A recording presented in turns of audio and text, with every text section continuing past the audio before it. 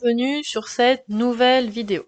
Aujourd'hui, je ne vais pas vous présenter un nouveau chapitre d'histoire ou de géographie, mais je vais vous proposer une pause pour faire de la méthodologie.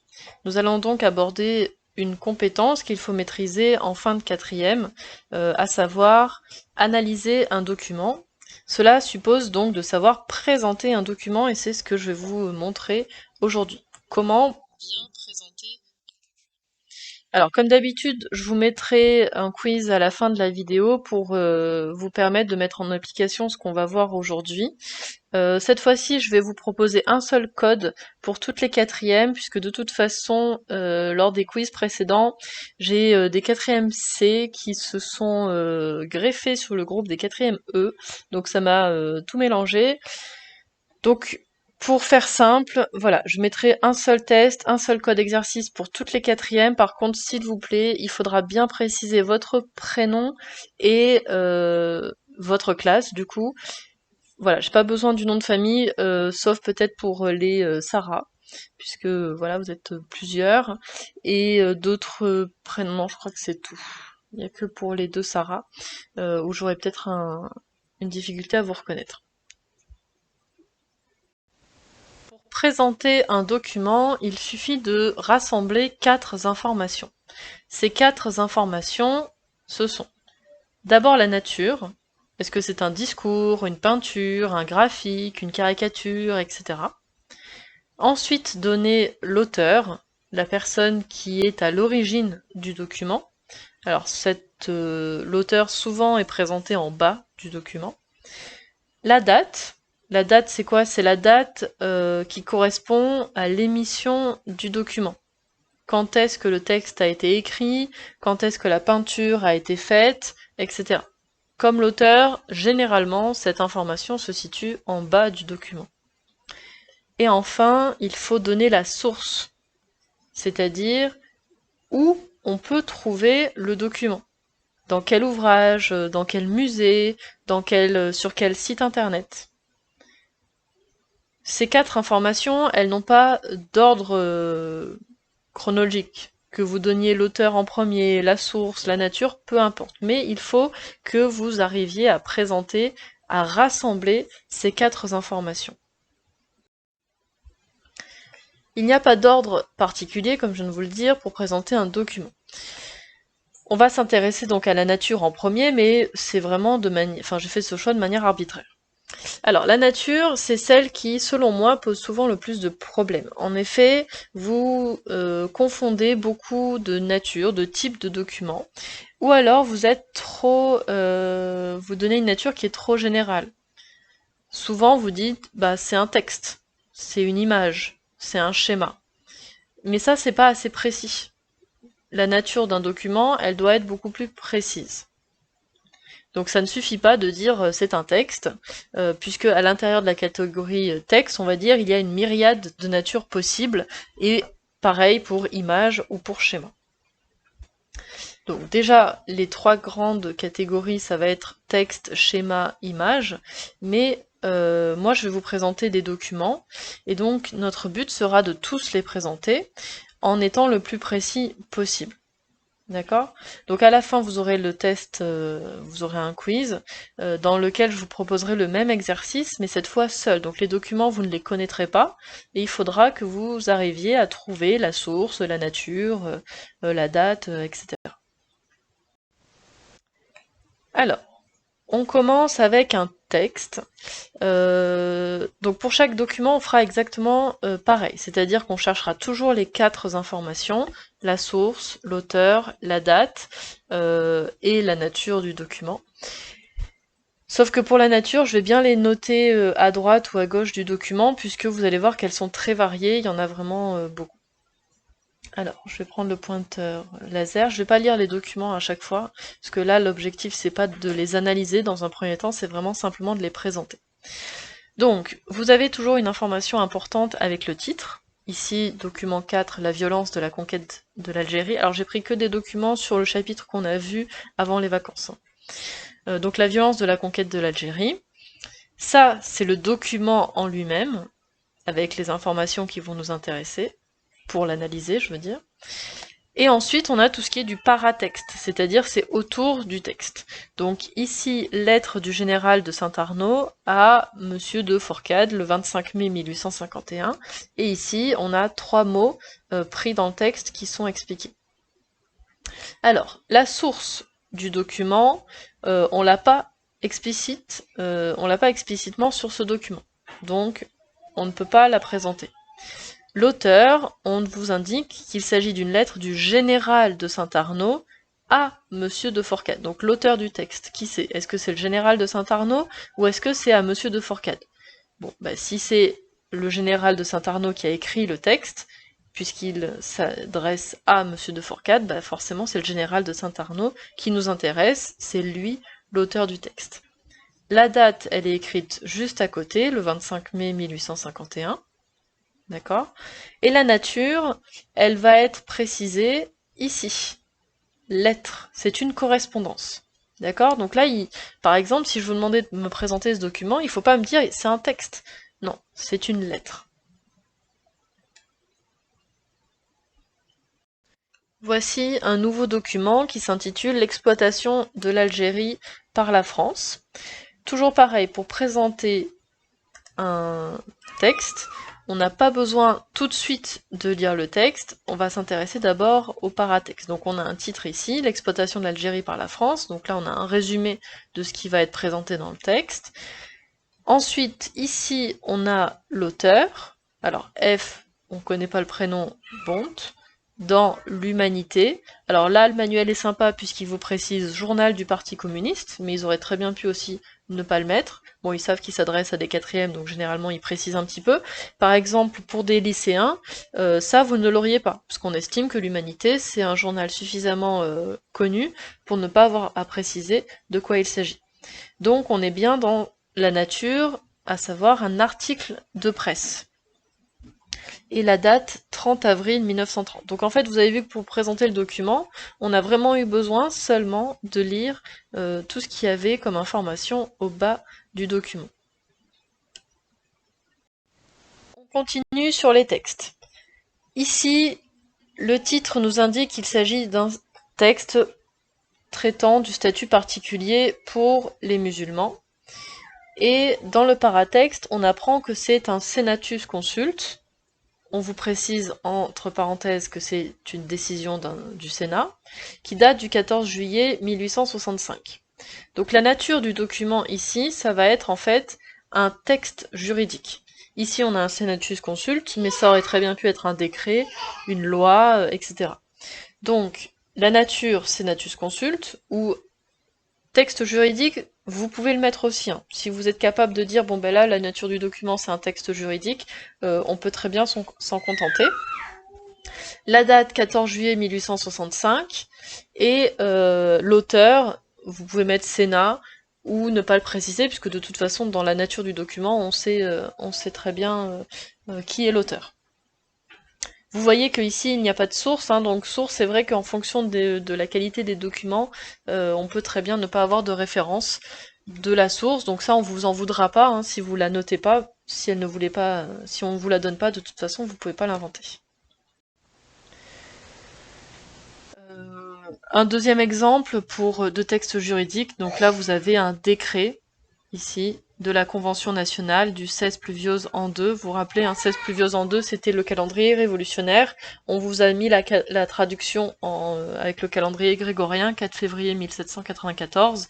Si la traduction connue n'était pas indiquée, 4 février 1794, vous pourriez très bien vous contenter de dire, bon, bah la date est le 16 pluviose an 2, même si ça vous fait un peu bizarre de relever une date comme ça, c'est pas grave. Au contraire, ça montre que vous maîtrisez finalement le calendrier révolutionnaire, puisque vous avez reconnu qu'il s'agissait d'une référence de date.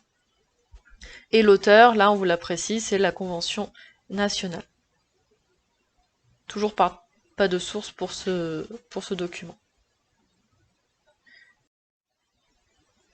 On continue encore avec les textes. La mission civilisatrice et la réalité coloniale.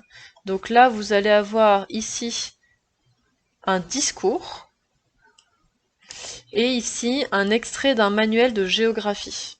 Donc en fait là vous avez deux natures possibles, hein. Discours, d'ouverture de la conférence de géographie, et ici, extrait de manuel de géographie.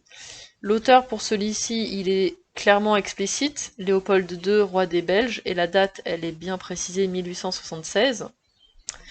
Et là, donc là, vous n'avez pas de source précisée. Et là, vous avez simplement manuel de géographie, donc ça constitue la source, en fait, du document. On précise que c'est pour un cours moyen deuxième année, c'est l'équivalent d'une classe de CM2 aujourd'hui à l'école primaire. Et on vous précise que le manuel a été édité en 1902. Donc là, vous avez l'auteur, bon, il n'y a pas vraiment d'auteur, puisque c'est un manuel de géographie. Par contre, vous avez la source, vous avez la date, et vous avez la nature qui est extrait d'un manuel de géographie. Donc là, vous voyez que les textes peuvent être de nature vraiment variée, et j'espère que vous avez compris que texte n'est pas suffisant en soi. Votre texte, il a forcément une nature plus précise. Ça peut être un extrait de manuel scolaire, un article de presse, un discours, une lettre, un article de dictionnaire, d'encyclopédie, et encore plein d'autres choses. Les images. Je vais aller un petit peu plus vite sur les images, c'est un peu plus simple. Ça peut être un plan, d'accord? Ça peut être des outils géographiques qui sont réutilisés comme documents. Donc un plan ici, les étapes de la conquête de l'Algérie. Alors pour présenter une image de ce type-là, vous n'aurez pas beaucoup d'informations, hormis préciser qu'il s'agit d'un plan. Donc la nature, hein, toujours, ça c'est l'information principale que vous aurez toujours à mobiliser. Le titre peut faire office d'auteur, hein, d'informations sur l'auteur. Et c'est tout. Vous n'allez pas tellement avoir de sources, en tout cas pour ce document-là, ni de date. D'accord? Puisque ça va être un document qui va être préparé par les auteurs du manuel. Donc la date, à la limite, ça pourrait être la date d'édition du manuel, mais voilà, on va pas vous demander d'aller jusque-là pour trouver ces informations. Une peinture. Donc ça, c'était le tableau que je vous avais présenté en cours sur le chapitre sur les conquêtes coloniales. Donc l'auteur, il s'agit de François Briard, qui a peint l'abolition de l'esclavage. La date...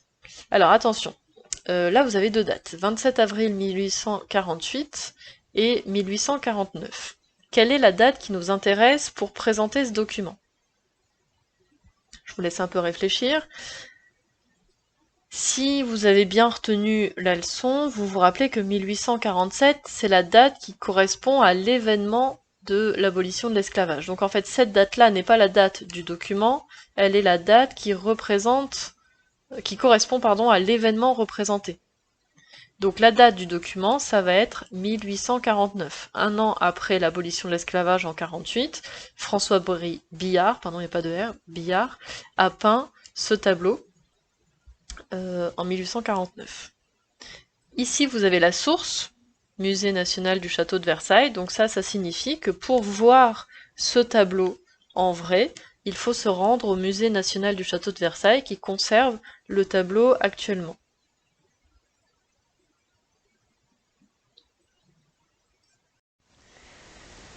Vous avez encore ici plusieurs images avec des natures différentes. Vous allez avoir des gravures, des estampes, des sculptures qui vont pouvoir constituer des documents à analyser. Alors, pour ces images-là, vous avez ici des sculptures. Il s'agit d'une petite statuette. Ici, vous allez avoir une gravure. Et ici, une estampe. Donc, on vous aide un petit peu, puisque dans le paratexte, là, tout autour du document, vous allez avoir là des informations. Elles vous sont clairement données. Ici, on vous écrit gravure sur bois. Ici, on vous écrit estampe. Et ici, statue. Donc là, voilà, la difficulté est très minime. Mais ça peut arriver qu'on vous montre un document et qu'on vous précise pas directement qu'il s'agit d'une gravure, d'une estampe, d'une sculpture. Mais visuellement, il faut que vous habituiez votre regard à reconnaître voilà, de quoi il s'agit. Donc on commence par les statues. Donc le titre, les Européens vus par les indigènes. Vous avez une statue de Colomb en Côte d'Ivoire qui date du 19e siècle. Et cette statue, elle est en matière bois, et elle est peinte. Entre parenthèses, la source, où est-ce que ça se trouve, où est-ce que se trouve ce document? Dans la galerie Antenne à Dakar, donc au Sénégal. Ici, vous avez une gravure sur bois, je vous l'ai dit juste avant, qui représente un Hollandais debout et un Anglais à gauche et un Américain, et on date le document de 1860. Et enfin, une estampe ici qui représente un esclave noir habillé en révolutionnaire, et cette estampe date de 1792, et elle est conservée à la BNF, c'est-à-dire à la Bibliothèque nationale de France, à Paris.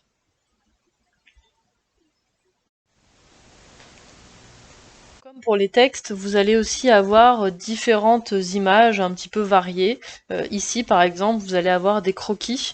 Alors, c'est pas une peinture, c'est pas un dessin, c'est pas une sculpture, voilà, une œuvre d'art aboutie, mais là, on est plutôt sur un croquis d'un carnet de voyage. Voilà, c'est aussi une nature à part entière.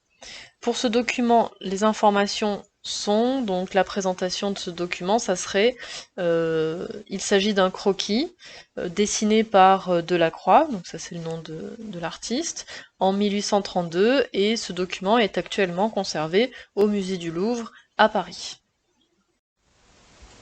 Enfin, pour les schémas, il n'y en a pas énormément. Vous allez avoir surtout des graphiques, le plus souvent, soit des diagrammes circulaires, autrement appelés aussi camembert, ou des diagrammes en bâton. Voilà, donc ça vous les reconnaissez puisque c'est des pourcentages souvent qui sont représentés. Alors, vous avez pour ce document précisément la source, on vous dit, d'après Perrault, le mode de vie des familles bourgeoises, 1873-1953, aux éditions Armand Collin, 1961. Donc l'auteur, c'est Perrault. Dans l'ouvrage Le mode de vie des familles bourgeoises, et l'année qui nous intéresse, 1961. D'accord? Et enfin, dernier type de document, un tableau statistique. Donc voilà, c'est pas un diagramme à proprement parler, c'est simplement un tableau qui va vous répertorier des dates, dans des chiffres, pour l'Italie, pour la Grande-Bretagne, l'Irlande, et voilà. Ça peut être un document qu'on vous propose à analyser, puisque les chiffres ont du sens, et on va pouvoir comparer les chiffres entre les principaux pays d'émigration, les principaux pays d'accueil. Donc voilà, pour présenter ce document. Lui, il n'a pas beaucoup d'informations au final. La nature, c'est un tableau statistique, mais ici, on n'a pas de référence sur ni l'ouvrage, ni la source. Donc là, clairement, ça serait pas un document que vous auriez en examen, hein, en situation d'examen, parce qu'il y a trop peu d'informations euh, qui, euh, qui expliquent en fait d'où il vient. Donc on peut pas vraiment le vérifier. En fait, pourquoi est-ce que c'est important de présenter un document? Puisque ça va nous permettre d'authentifier les informations que l'on va analyser. Ça serait très simple pour moi de vous proposer un tableau que j'invente moi-même avec mes chiffres sortis de ma tête pour argumenter sur moi les propos que je voudrais tenir. Sauf que si je vous présente un tableau que j'ai moi-même constitué, bah forcément je serai incapable de vous donner la source, puisque ça sera moi la source. Donc ça, il faut vraiment être vigilant. Et de manière générale, dans les médias actuels, toujours vérifier la source, toujours vérifier d'où viennent les chiffres dont on me parle, d'où viennent les informations que l'on m'évoque. C'est un petit peu voilà le parallèle que l'on peut faire avec un quotidien. Présenter un document en histoire, ça peut paraître un peu rébarbatif, mais c'est quand même important d'avoir toujours ce réflexe intellectuel, de se dire j'ai une information qui m'est donnée, mais cette information, d'où est-ce qu'elle vient, d'où est-ce qu'elle provient. Et donc pour avoir ce réflexe-là, bah, il faut avoir le réflexe de présenter le document. Pour terminer, une carte mentale qui permet de résumer un petit peu toutes les informations que l'on a évoquées dans la vidéo. Donc, je présente un document, ça signifie quoi? Ça signifie donner le nom de l'auteur, si c'est possible, indiquer la date, la source et la nature. Alors la nature, elle est tellement variée que j'ai dû couper la capture d'écran, pour vous la mettre juste après.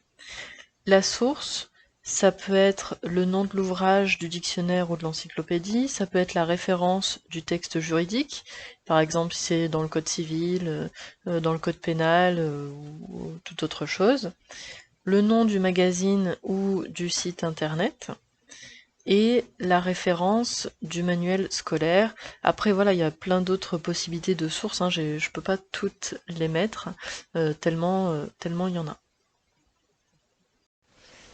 Vous vous rendez compte avec cette carte mentale que la nature d'un document peut énormément varier.